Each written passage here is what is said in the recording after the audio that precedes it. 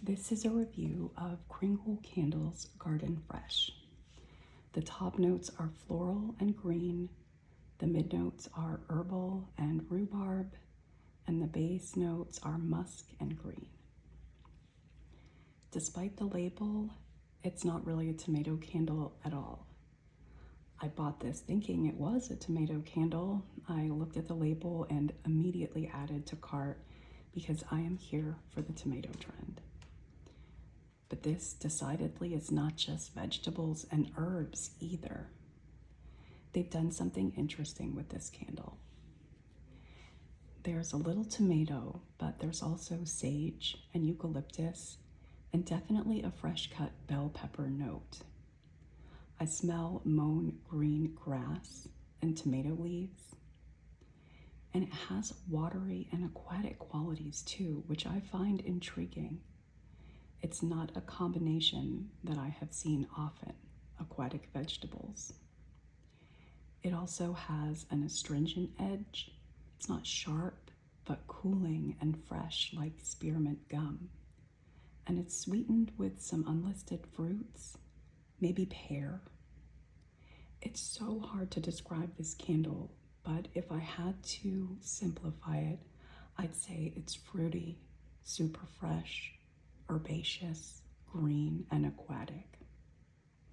I don't know why, but when I close my eyes and inhale deeply, my mouth wants to taste it or chew it. I suppose it smells like the world's most delicious gum, like something that Willy Wonka would have dreamt up. It's very interesting, and I'm glad that I gave it a try.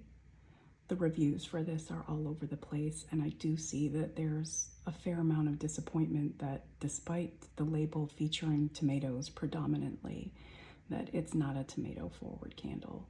If you are looking for a tomato forward candle, this one isn't it. The performance is good.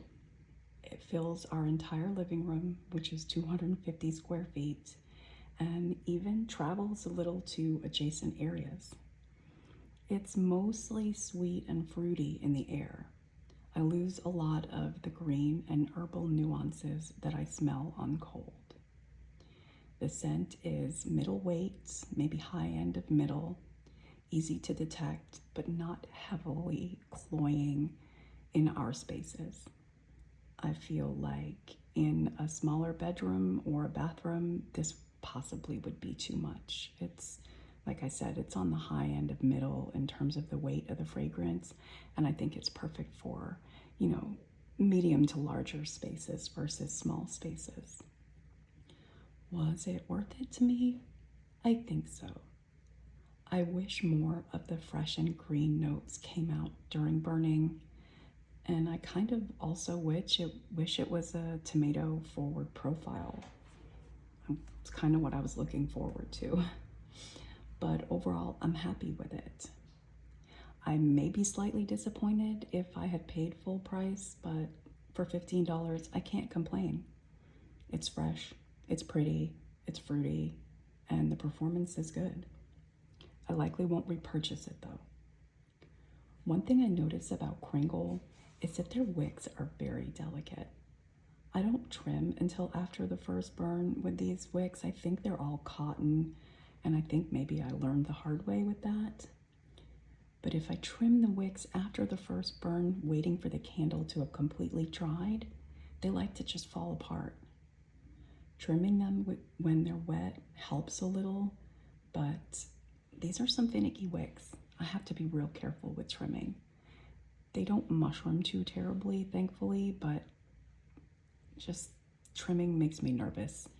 In my large 4-wick amberwood candle, I have lost a wick from it just disintegrating when I went to hit it with the snippers. Thanks for watching.